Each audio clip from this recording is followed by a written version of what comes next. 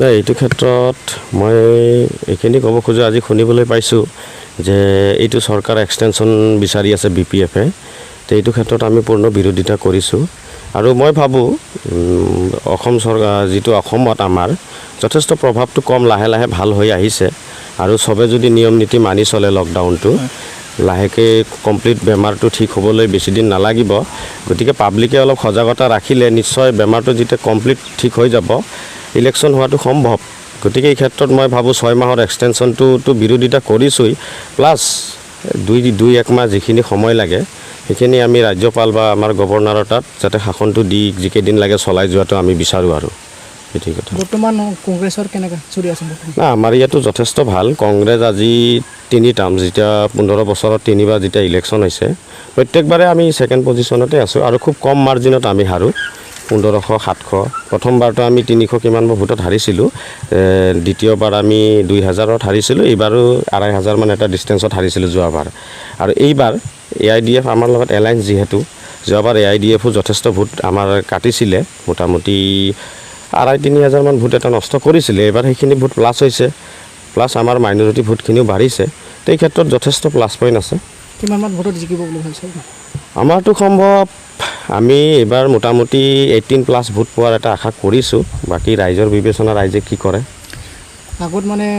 মণিৰাম দৈমাৰী আছিল কংগ্ৰেছত এতিয়া আপোনালোকৰ এলায়েন্স আছে মণিৰাম দৈমাৰী যথেষ্ট মূৰ হৈ লাগি আছে তেখেতে যথেষ্ট দিন ৰাতি কষ্ট কৰি আছে লগতে পুৰণা কৰ্মীসকল সকলোৱে আছে আৰু দুই এটা ইফাল সিফাল হয় সেইটো বেলেগ কথা কিন্তু মণিৰাম দৈমাৰী যথেষ্ট এক্টিভ ৰোল লৈ আছে আৰু সেইটো মোৰ কাৰণে যথেষ্ট প্লাছ পইণ্ট এটা মাইনৰিটি ভোট কিমানমান আশা কৰিছে আপোনালোকে মাইনৰিটি ভোট আমাৰ ইয়াতে মোটামুটি 14,700 এটা চামথিং আছে তে আমি ধৰক 70 বা 60% এটা আশা কৰিছোঁ আমাৰ কাৰণে ছাফিচিয়েণ্ট সেইখিনি হ'লে যিহেতু মোৰ লোকেলতো যথেষ্ট ভাল ফিল BTC-ত চৰকাৰ কৰাৰ কিবা আছে BTC-ত চৰকাৰটো কংগ্ৰেছৰ সম্ভাৱনা এতিয়া দলীয় হিচাপে আছোঁ বুলিয়ে কওঁ তথাপিও আমি যিটো চাইছোঁ এইবাৰ মেজৰিটি চৰকাৰ কাৰো নহয় তেতিয়া আমি মানে যিটো AIDF আৰু কংগ্ৰেছৰ এলায়েন্স যিটো আমি অন্তত 10খনমান আসন পাম বুলি আশা কৰিছোঁ 10খনত আমি কিং মেকাৰ হোৱাটো 100% আমাক উইদাউট কংগ্ৰেছ আৰু AIDF-ৰ উইদাউট চৰকাৰ নহ'ব জিকাৰ পিছত 1 নম্বৰ কাম কি হ'ব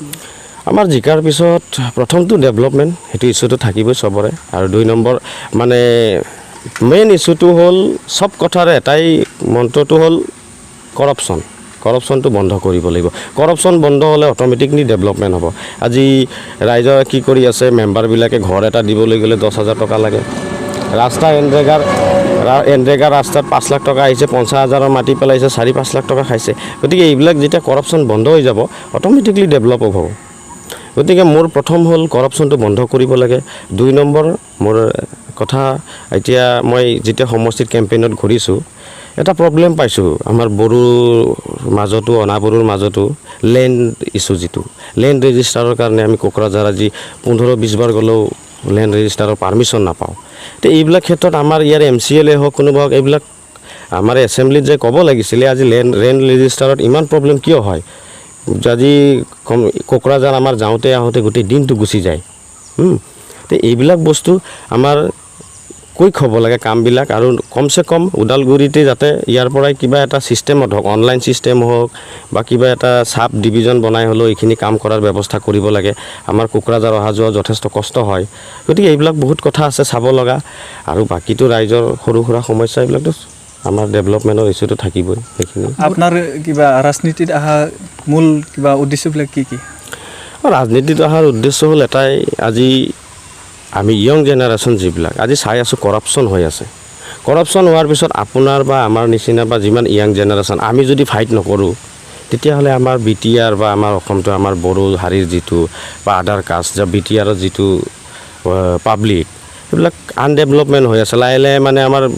বেয়াৰ দিশে গতি কৰি আছে গতিকে এইবিলাক ব্লক দিব লাগিব সেইকাৰণে মই ওলাই আহিছোঁ আৰু ৰাইজে সমৰ্থন কৰক আমি ফাইট কৰিব লাগিব কৰাপশ্যনৰ লগত এতিয়া সেইটো হ'ল আমাৰ মেইন উদ্দেশ্য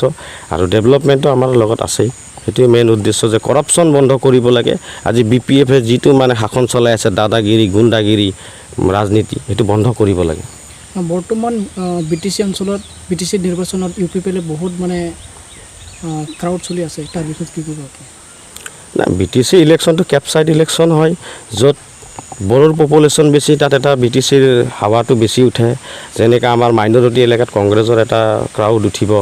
বা জেনেৰেলত BPFৰ এটা ক্ৰাউড উঠে তো তেনেকৈ কেপচাইড চলে কিন্তু ভোটৰ পেটাৰ্ণ চালে আমি যথেষ্ট এডভান্টেজত আছোঁ আৰু UPPL বেয়া নহয় আসন পাব পোৱাটো কিন্তু আমাৰ সমষ্টিত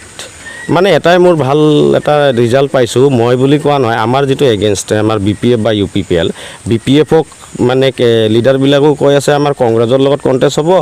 UPPL লিডাৰো কৈ আছে কংগ্ৰেছৰ লগত কণ্টেষ্ট হ'ব তেতিয়াহ'লে এওঁলোকৰে কমেণ্ট যে আমি ফাৰ্ষ্ট পজিশ্যনত আছোঁ বা আমি যথেষ্ট ষ্ট্ৰং সেইটো আমি নহয় মানে অপজিশ্যনে কৈ আছে আৰু কথাটো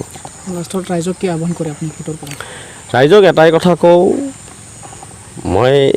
এইটোৱে আহ্বান জনাওঁ যে অন্যায়ৰ বিৰুদ্ধে যুঁজিব লাগে অন্যায়ক লগ দিব নালাগে আজি BPFক চাই আছে মানুহে অন্যায় কৰিছে আৰু BPFে 2-1 টকা মানে ৰাইজক মদ মাংস খুৱাই টকা দি এনেকৈ BTCত চলেও আপোনালোকেও গম পায় তো এইবিলাকৰ লোভত ভোটখিনি নষ্ট কৰে কিনি পেলাই দুখীয়া ৰাইজক আজি লুণ্ঠন কৰি আছে এইবিলাক বন্ধ কৰিব লাগে ৰাইজে উপযুক্ত নেতা চাই জিকাব লাগে হ'লে মোক বুলি নহয় মোতকৈ যদি আৰু কোনোবা ভাল উপযুক্ত লিডাৰ আছে জিকাওক ৰাইজৰ ডেভেলপমেণ্টটো হ'ব লাগে BTCৰ মই প্ৰত্যেক ৰাইজক এইটোৱে কওঁ যিমানকেইটা মানে ভাল লিডাৰ আছে তেওঁলোকক বাছনি কৰি জিকাব লাগে যাতে কৰাপশ্যন কৰা লিডাৰক জিকোৱাৰ কাৰণে আজি এই অৱস্থা হৈছে গতিকে ৰাইজ সজাগ হ'ব লাগে আৰু আজিকালি ৰাইজ সকলো জানে টেলেণ্ট কোনো বুৰ্বক নহয় গতিকে ৰাইজে বিবেচনা কৰি বিবেক ভোটটো দিব লাগে ৰাইজে টকা পইচা দি বিক্ৰী হ'ব নালাগে মই সেইটোৱে ক'ব খোজোঁ আৰু কি কাৰণ মানে আমাৰ BTCত এটা বস্তুটো গম পায় আজিকালি ধৰক কথাটো অপ্ৰিয় হ'লেও সত্য আজি UPPL দল আমাৰ বড়ো সমাজত বড়ো ৰাইজৰ মাজত যথেষ্ট জনপ্ৰিয়তা এটা আছে ঠিক আমাৰ কংগ্ৰেছ দল এটা মাইনৰিটিৰ মাজত এটা জনপ্ৰিয়তা আগৰ পৰাই আছে গতিকে এনেকৈ ভোটৰ পেটাৰ্ণটো চালে যেন আমাৰ কেলকুলেশ্যনত এটা আমাৰ উইনাৰৰ সেইটো আছে যিহেতু আমাৰ ইয়াত 14+ মাইনৰিটি ভোট আছে জিকিবলৈ খুব বেছি 13 বা 14,000 ভোট লাগিব তো এইটো ক্ষেত্ৰত আমি যদি ধৰক বেছি নহয় 60 বা 70% মাইনৰিটি ভোট আমাৰ তাত পুল হয় আমি বাকী ধৰক আপোনাৰ 40-30% ভোটটো আদাৰ কাষ্টৰ মোৰ যথেষ্ট সমৰ্থন আছে মোৰ লোকেল হিচাপে আৰু আগে পিছে মই আজি মোটামুটি 10 বছৰ ধৰি কংগ্ৰেছ কৰি আছোঁ আমাৰ MLA ইলিয়াছ আলী তেখেতৰো ইয়াত ভোট বেংক আছে সেইফালেদি আমাৰ প্ৰায় বিজয়টো নিশ্চিত বুলি ভাবি লৈছোঁ বাকী ৰাইজৰ কথা আৰু